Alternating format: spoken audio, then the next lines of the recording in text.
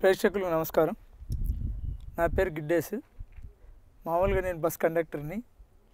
తర్వాత చాలా చిత్రాల్లో కూడా నేను కొన్ని చిన్న చిన్న క్యారెక్టర్లు చేశాను.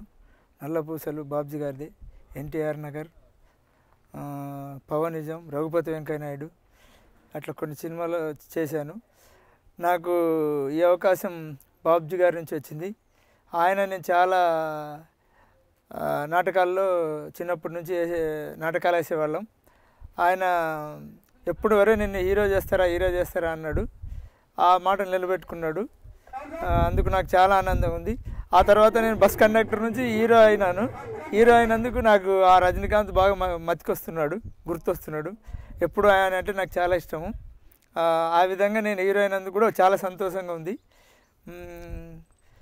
ఈ చిత్రం వేటకొడవళ్ళు బాగా మంచి టైటిల్. మాతో పాటు ఆర్టిస్టులు చాలా చక్కగా చేస్తున్నారు. కెమెరామెన్ కానివ్వండి, దర్శకుడు కానివ్వండి, సంగీత దర్శకుడు కానీ, డ్యాన్స్ దర్శకుడు కానివ్వండి, చాలా చక్కగా మాతో పని చేయించుకుంటున్నారు. తర్వాత ఈ చిత్రానికి హీరోయిన్ కూడా మాకు చాలా చక్కటి అమ్మాయి దొరికింది. మంచి నటి. కొంచెం ఇష్టం కొంచెం కష్టం సీరియల్లో రేవతిగా నటిస్తుంది. అలాంటి అమ్మాయి మాకు ఈ చిత్రానికి దొరకడం కూడా చాలా ఆనందంగా ఉంది.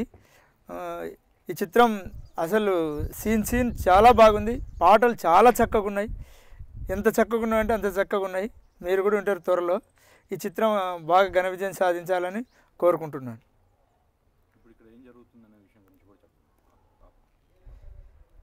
ప్రస్తుతం ఈ చిత్రం సాంగ్స్ షూటింగ్ జరుగుతుంది.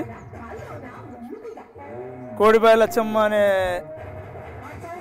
జ్యోతిలక్ష్మి చీర కట్టింది అనే పాట పిక్చరైజేషన్ జరుగుతుంది.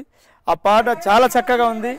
అసలు మేమే ఆ పాట నటిస్తూ ఉంటే ఎంతో చక్కగా మాకు ఎంతో ఇది అనిపిస్తుంది. ఎంతో ఆనందంగా ఉంది. ఎంతో ఉత్సాహంగా కూడా మేము డ్యాన్స్ చేస్తున్నాము.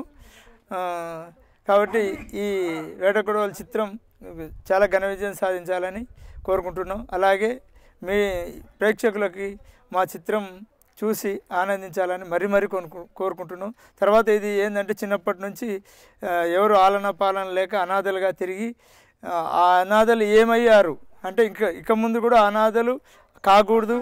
అనాథలు ఎవరన్నా ఉంటే కూడా మనం కూడా ఆదరించి అలా కాకుండా మాలాగా తయారు కాకుండా కావాలని మేము మరీ కోరుకుంటున్నాం.